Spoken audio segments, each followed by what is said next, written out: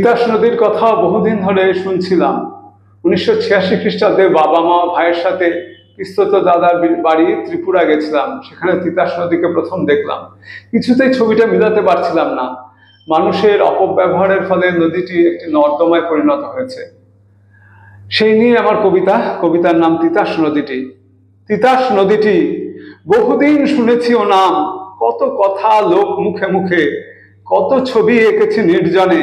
ছিমছাম গুছানো নদীটি, ঝকঝকে টলটলে জল, জংলা গাছের সারি দূরে, পাড়েতে টিকলো নারকেল, চনমনে লাজুক নদীটি। বাতাস যখন বলে কথা, রাত্রির জ্যোৎস্না উদাস, তখন আজল প্রেম টানে চমকে চমকে ফেরে নদী। তিতাস নদীটি আজকে দেখছি কত কাছে, কতই অপরিচিত লাগে।